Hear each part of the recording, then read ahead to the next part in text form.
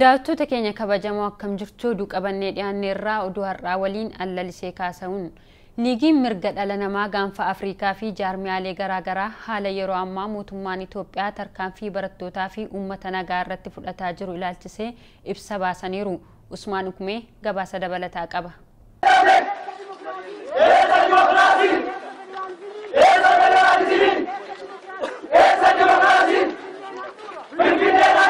mootummaan biyya bulchaa jiru gaafii uummataa fi barattoota karaa nagaatiin deebii akka kennu paartiin koongiresii federaalistii Oromoo ibsarra baaseen yaamicha dhiyeesseera. Barattoonni Oromoo gaafii mirgaa karaa nagaan gaafatanii fi manneen barumsaa Amboo, Naqamtee, Gimbii, Mattuu, Adaamaa, Baalee Roobee, Bulee Horaa fi bakka hedduutti ka'een deebiin mootummaarraa kenname reebuu, hiraarsuu, hidhuu, ukkaamsuu fi ajjeesuudha akka ibsa koongiresii federaalistii Oromootti. Paartiin koongiresii federaalistii Oromoo ibsarra baaseen Oromiyaan Finfinnee irraa faayidaa argachuudhaan malu seeraan eegamuu akka qabu yaadachiiseera. Magaalaa keessaa balfaa walitti qabuun gara dachee Oromiyaatti dhangalaasuun dura qulqullaa'uu fi mootummaan eegumsa gahaa akka godhuu qabu paartichi ibsarra baaseen gaafateera.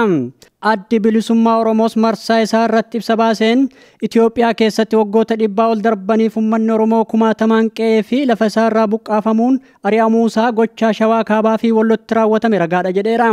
Sirna bulchiinsa durii fi ammaa gidduu garaagarummaa yoo jiraate kan duraanii maqaa maaqinaat jedhuun lafa babal'ifachuu yoo ta'u, kan ammaa ammoo maqaa misoomaa fi guddinaan kan daangeffamaa jiru akka ta'e addi bilisummaa Oromoo kan ibse. Sirna duraanii magaalaa biyyattii handhuura Oromiyaa keessatti gadi dhaabuuf karoorfatee Finfinnee wayita teessoo godhatu Oromoo hedduu lafa isaa irraa buqqisuu isaa ibseera. Mootummaan ammas maqaa maastar pilaanii jedhuun magaalaaleen naannawa Finfinnee jiran Finfinnee jalatti deebisuuf karoorfate barattoonnii fi uummanni Oromoo karaa nagaan cimsanii mormuu qabu jedha ibsi adda bilisummaa Oromoo irraa ba'e. Liigiin mirga dhala namaa gaanfa Afrikaa ibsarra baaseen humni mootummaa federaalaa Agaazii jedhamu barattootaa fi uummata nagaa irratti tarkaanfii ajjeechaa fudhatamaa jiru akka dhaabu gaafateera. Tibba kana magaalaa Amboo qofatti namoonni 16 humna waraana mootummaatiin ajjeefamuu fi baay'ee madaa'uu isaanii ibsuudhaan Oromiyaa bakka garaagaraatti haleellaa raawwatamaa jiru balaaleffateera. Barattoonni hedduun konkolaataa poolisiitiin fe'amanii bakka hin beekamne geeffamuu isaanii kan yaaddese ta'uu isaa dubbate. Maqaa maastar pilaanii jedhu magaalaaleen naannawa Finfinnee jiran Finfinnee jalatti deebisuuf karoorfame mootummaan akka dhaabu liigiin mirga dhala namaa gaanfa Afrikaa ibsa isaa keessatti tuqeera.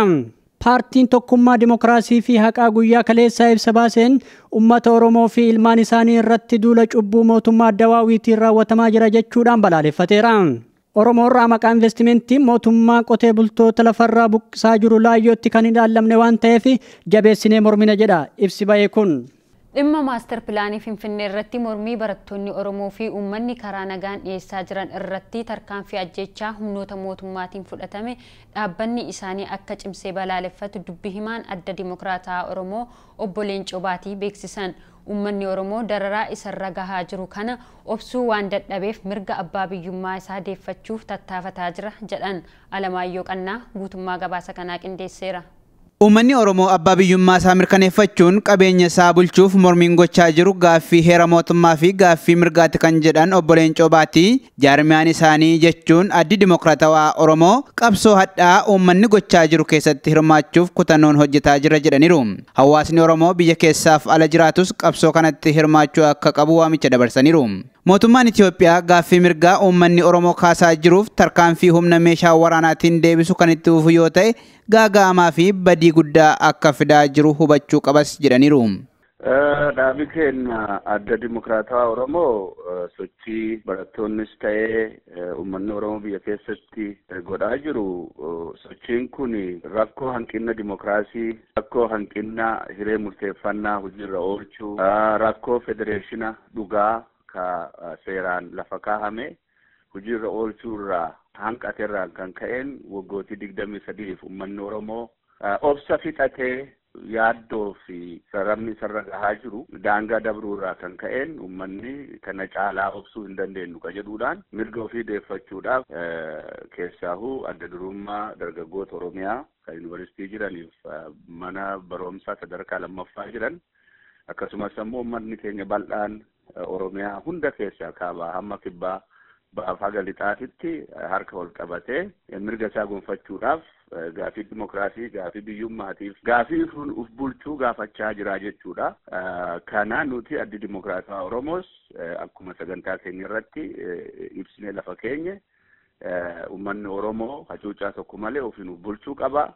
Ummanni Oromoo mirga dimokiraasii gonfachuu qaba.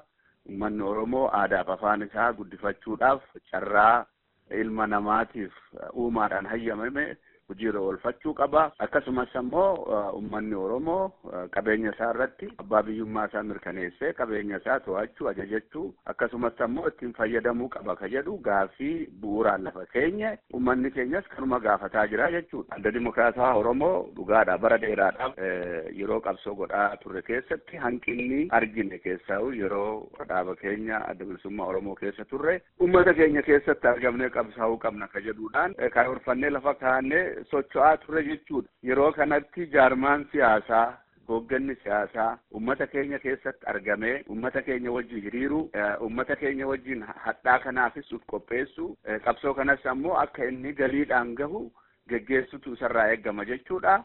Akkuma ifa goonee lafa keenya adda bilisummaa Oromoo qaawwa kana guutuudhaaf carraaqaa jirra. Biyyatti deebinee ummata keenya wajjin qabsaa'uudhaaf, ummata keenya wajjin hiriiruudhaaf ufii qabsoofnee ummata keenya ammoo qabsoof hiriirsuudhaaf waan karoorfanne hojiirra oolchuudhaaf halkanii guyyaa hojjetaa jirra. Rakkoon guddaan tokko kanaa jechuudha. Ammaan kanatti gaaffiin jiru yookaan ammoo hanqinni jiru, qaawwi jiru, hooggansi siyaasaa karaa qabsoon kun deemee otoo addaan hin citin itti fufaan injifannoodhaan gahuu danda'u akka gartee wareegamni kun karaa irratti hin hafne ummata keessatti argamanii ummata hoogganuun barbaachisaadha. Adda Dimokiraatawaa Oromoo kan ofirratti fudhatee jira. Kana guutuudhaafis qabsoo godhaa jirra jechuudha. Barattoonni gaaffii isaan gaafachaa jiran gaaffii heera mootummaati. Sanarratti mootummaan gaafa tarkaanfii fudhate dimokiraasiin biyyattii keessaa garamitti deemaa jira jettu isin. Akkamittiinis dimokiraasii biyya sanaa keessaa amantaniitti deemaa jirtu biyyi sun dimokiraatawaadha jettanii?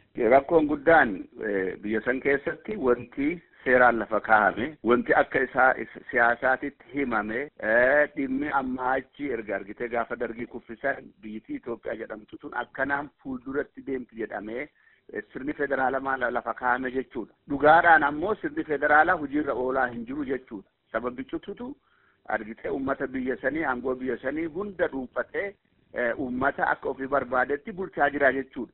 Kan uummanni Oromoo gaafatu lakki kanaa miti.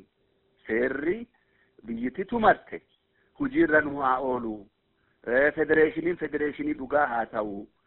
Federeeshiniin dimokiraasiidhaan haa hammatamu. Dimokiraasiin hojiirra haa oolu jedhanii gaafataa jirani jechuudha. Kun qabsoodha. Kun waan hanqateere kan argamsiisuudhaaf qabsoo bifa kamuu ka danda'u alatti, ka danda'u biyyatti godhuun nurra jiraa jechuudha malee ummata keenya irraa baqannee ummata keenya irraa fagaannee wanni godhuu dandeenyu hin jiru. Yoo itti deemnu yoo itti gallu dimokiraasii jira, nagatu jira. Jarri kun dimokiraasii hojiirra oolchan jenneetiin itti qabsoodha. Kana sodaannee maal goonaree kana sodaannee filmaanni biraa jiru maali? Filmaanni biraa jiru yoo jiraateef karaa saniin uummanni Oromoo mirga isaa gonfachuudha.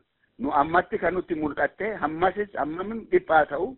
Hammamis rakkina ta'u kun uummanni keenyas rakkinuma kana keessatti qabsaa'aa jiraami ijoolleen waan beeknes haaluma kanatti qabsoo godhaa jirti. Kanaafuu haaluma uummanni keenya godhu kana fagoodha ajajuu osoo hin taane ofiin keessatti argamanii qooda keessaa fudhachuu barbaachisaa jechuudha. Akka dhaaba keessaniitti maaltu furmaata ta'a jettu? Uummanni Oromoos maal gochuu qaba jettu? Uummanni Oromoo qabsoo mirga ofiin of bulchuu fi abbaa biyyummaa isaa mirkaneeffachuudhaaf qabsoo isaa addaan otoo hin kutin itti fufuu qaba ka jedhu dhaamna. Akkasumas ammoo hawaasni keenya biyya alaa jiru sochii kana hordofuudhaan sochii kana cinaa dhaabbachuu tildhisuuf gargaaruu qaba jenna. Akkasumas ammoo ammaan kanatti haalli kun akka naannoo itti fufu taate biyyi tuni biyya argitee sablammoota fi saba bal'aa of keessaa qabu, biyya namoota miliyoona 90 ol qabu.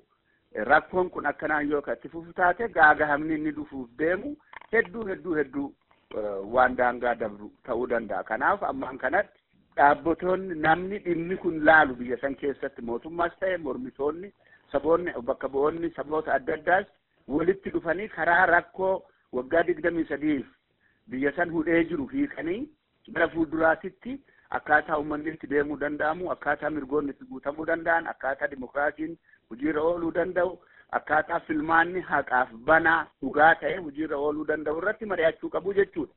Kun marii qaamota siyaasaa, marii bakka bu'oota ummatoota adda addaa mootummaas dabalatee gaafata jechuudha. Kana alatti akkanumatti dunuunfatanii akkuma ammaan duratti bulchinee aangoorra turuu dandeenyoo kan jedhan ta'an dogoggora guddaa seenaa keessaa seenuu deemanii seenaanis kanuma nu barsiisa. Mirgi ummataa, gaafiin ummataa of duba deebi'uu hin danda'u. Mootummaan kun akkanaan itti fufuu hin danda'u. Dhaabbatee of laalee gaaffilee siyaasaa ummanni dhiyeessaa jiru hiikaa kennuu isarra jira. Yoo hin taane ilaalchi amma mootummaan qabu yookaan waa hunda argachuu yookaan ammoo waa hunda dhabuu jedhanii ittiin deeman kana sitti himuu danda'a, waa hunda dhabuu danda'an. Kun ammoo isaan baasanatti hin fakkaatu. Adda Bilisummaa Oromoo Jeneraal Kamaal Galchuutiin hoogganamutti miseensa koree hojii raawwachiiftuu kan ta'anii fi itti gaafatamaan damee aadaa fi beeksisaa Dr. Nuuroo Daddafoo lubbuu uummata humnoota mootummaatiin galaafatameef mootummaan Itoophiyaa deebii kennuu qaba jedhaniiru. Uummanni haqa barbaadu hundi gaaffii mirga uummata Oromoo kana cina dhaabbachuu qaba jedhaniiru. Gabaasa dabalataa Alamaayyoo Qannaa qindeesseera. Dhimma maaster pilaanii Finfinnee mormuun uummata karaa nagaan gaaffii mirgaa gaafate irratti tarkaanfii humnoota mootummaatiin fudhatame Addi Bilisummaa Oromoo Jeneraal Kamaal Galchuutiin hoogganamu akka balaaleffatu Dr. Nuuroo Daddafoo beeksisan. Dr. Nuuroon Oromiyaa Miidiyaa Neetwork waliin gaaffiif deebii godhaniin mootummoonni addunyaa hidhaa fi ajjechaa mootummaan Itoophiyaa barattoota Oromoo karaa nagaan gaaffii gaafatan irratti raawwate kana akka balaaleffatan ni gaafanna jedhaniiru.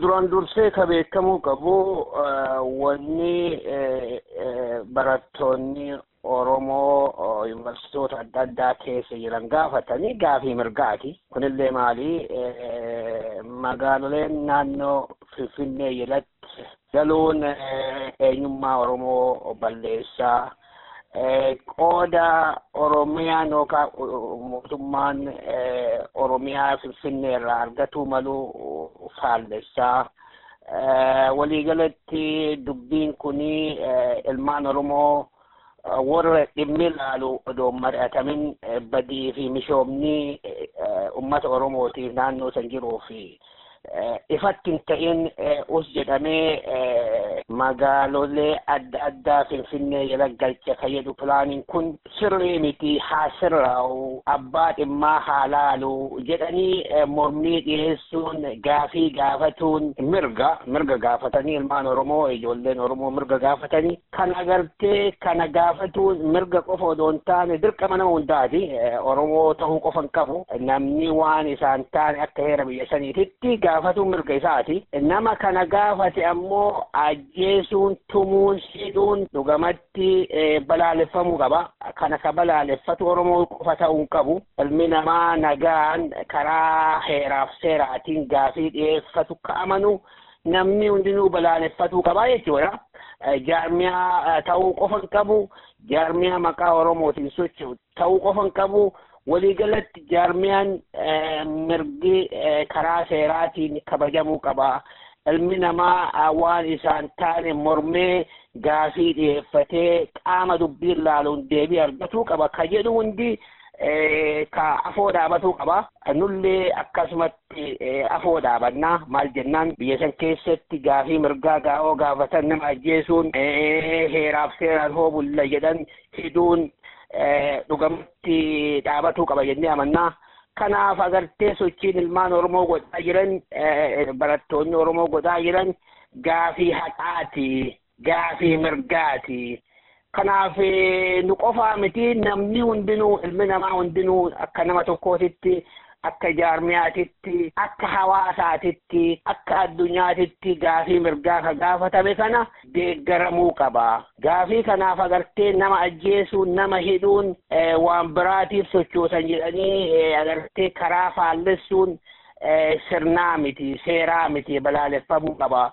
Kanaaf gochaan amma godhamaa jiru kun akka dhaaba kennaatitti gocha badiiti, gocha seeraan alaati, gocha ummata nagaa biyya sanitti mirga isaa gaafate miidhuuti.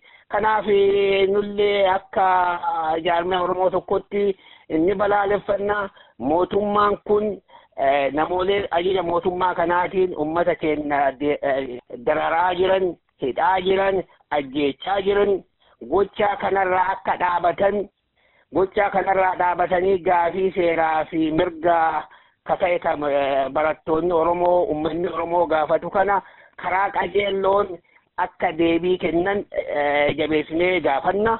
Kana godhuu baatanii nama ajjeesuun, nama hidhuun karaa seeraatiin illee, karaa seenaatiin illee boru ka itti gaafachiisuu fi ajjeecha kanaaf isaan kanfalan akka mootummaatitti, akka mootummaa ajaja kana dabarsuutitti, akka nama ajaja kana hojjaarra oolchuutitti illee kan isin gaafachiisu waan ta'eef yakka kanarraa of dhaabaa, of tissaa jennee gaafanna. Akkasumas uummanni Oromoo diqqaa guddaan qotee bulaa, barataan, hojjetaan kan mootummaa keessa jiru kun gaafii haqaa kana deeggaruu qaba. Akkasumas hawaasni keenya kan biyya ambaa jirus gaafii ilmaan Oromoo gaafatan kana gaafii haqaati, gaafii seeraati. Mirga ofii karaa seeraatiin gaafatuun heeratti biyyattii keessa illee kan jiru, heera addunyaa keessa illee kan jiru.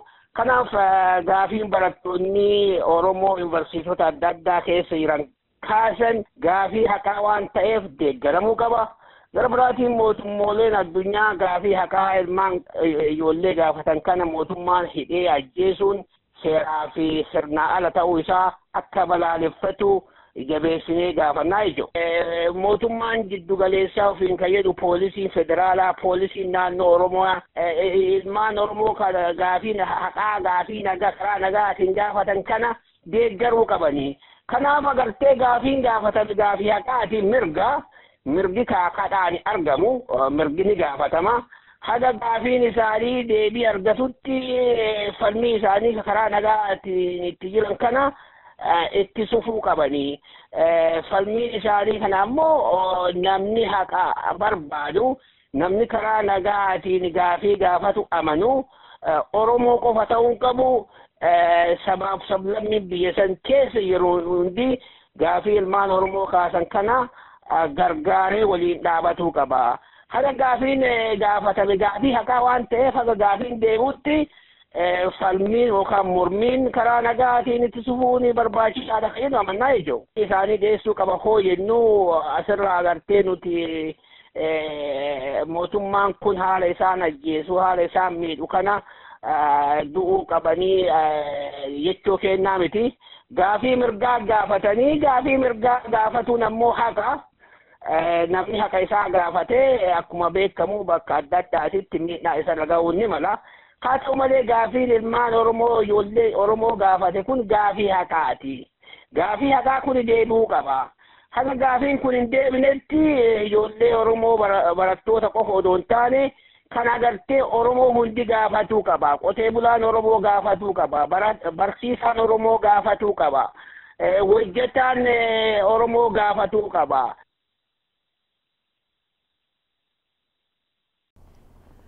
Oromiyaa hin gurgurruu bilisummaa barbaanna jechuun barattoonni Oromoo Yuunivarsiitii Finfinnee har'a ganama mooraa 6 kiiloo keessatti karaa nagaatiin sagalee mormii isaanii dhageessisataniiru. Barattoonni Yuunivarsiitii Finfinnee mormii utuu dhageessisaa jiranii humna poolisii federaalawaan bittimmaa'uu isaanii beekameera.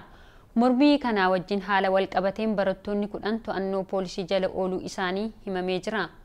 Barattoonni hidhaman kunneen miseensota dhaabbata Dimookiraasummaa Uummata Oromoo fi hooggantoota dameeleeti jedhameera. Martyring! Stop martyring! Stop killing! Stop killing! Stop killing! Stop killing! Stop killing! Stop killing! Stop killing! Stop killing! We demand justice! We demand justice! Jaarmiyaaleen hawaasa Oromoo biyyoota garaa garaa tarkaanfii ajjechaa, miidhaa, reebichaa fi hidhamuu humna tikaa Itoophiyaatiin barattootaa fi uummata Oromoo karaa nagaatiin mirga isaaniitiif hiriiraa jiran irratti fudhatamaa jiru balaaleffachuuf qophii hiriira nagaa saganteessaa akka jiran gabaafameera. Haaluma kanaan jaarmiyaaleen hawaasa Oromoo 13 ta'an biyyoota adda addaa keessatti gaafa caamsaa 9 hiriiruuf qophaa'aa jiraachuu isaanii odeeffannoon jedhu nu ga'eera. Egaan daawwattoota keenya oduu har'aaf jennee xumurreerraa qophiilee keenya afan waliin turtii gaarii.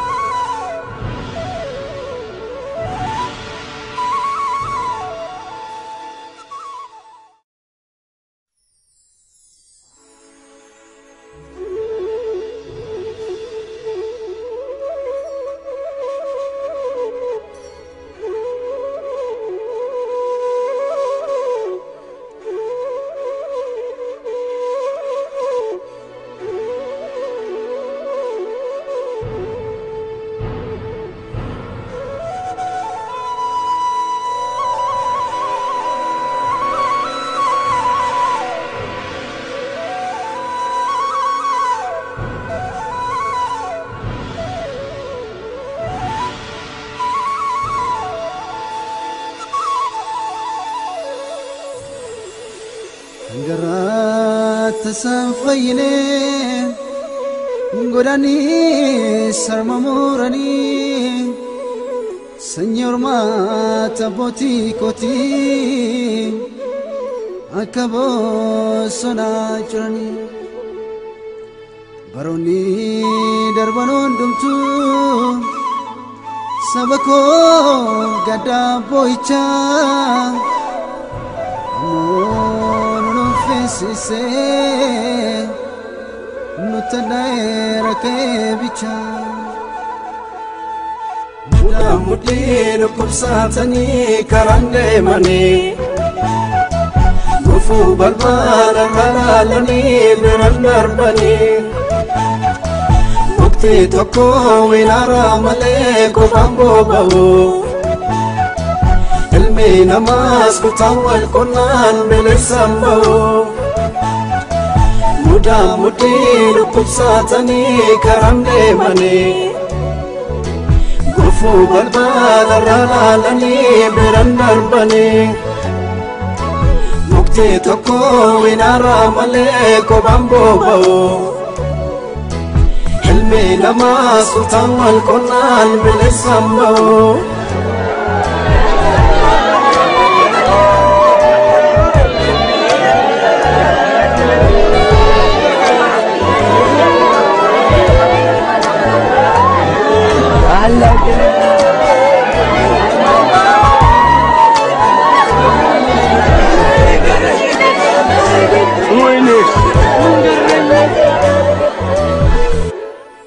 Kangaran ulah fui kamnu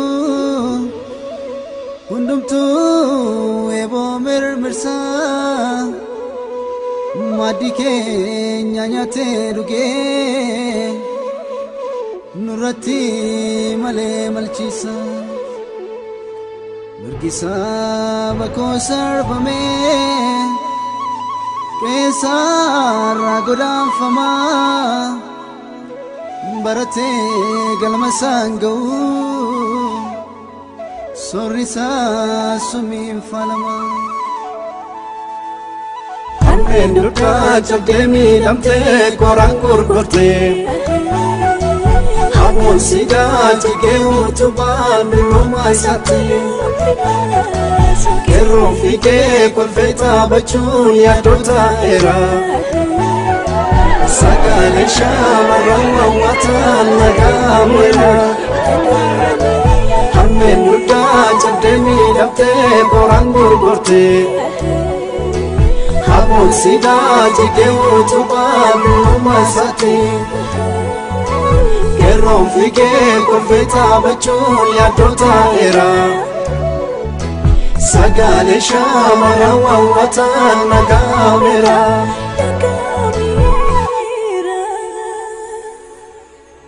Tuta galafatani bektuta irang gidirsu tokkuma matini gani afanin miso malabsu albudi biyasa mame kabenya sanitera warri keenya sangaan kotu sadarkaan sanii kutera muda kubsatanii karaan deemanii gufu balbala halalanii biran darbanii mukti tokko winara malee qofaan boba'u ilmi namas kutawal kunan bilisamba muda kubsatanii karaan deemanii gufu balbala halalanii biran darbanii mukti tokko winara malee qofaan boba'u ilmi namas kutawal kunan bilisamba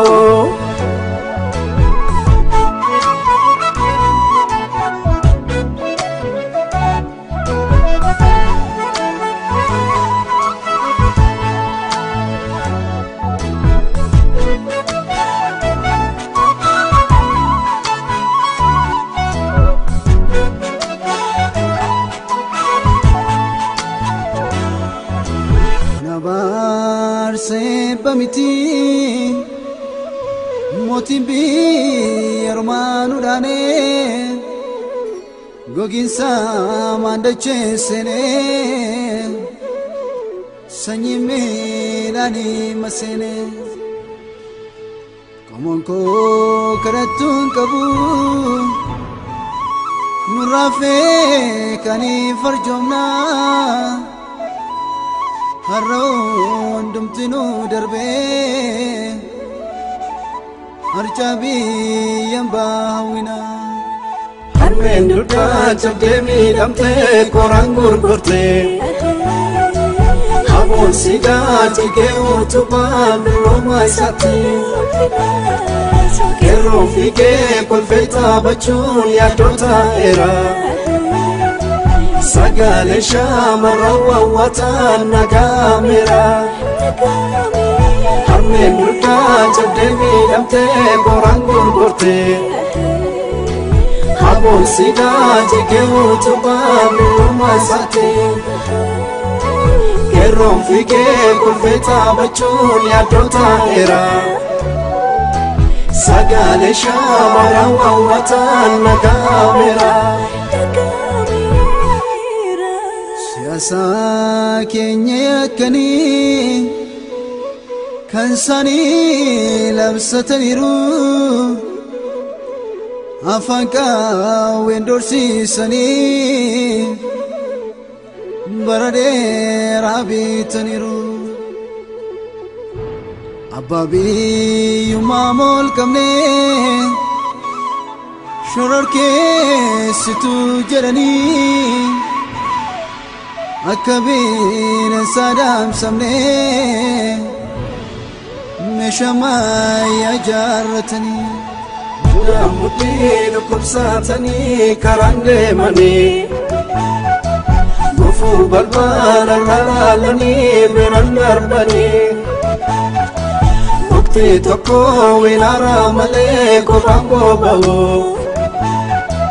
ilmi namaas kutaan wal qonnaan bineensaan ba'u budaan mudhii dhukkubsatanii karaan deemanii gufuu balbala laalanii biraan darbanii muktii tokko wilaara malee kophaan boba'u ilmi namaas kutaan wal qonnaan bineensaan ba'u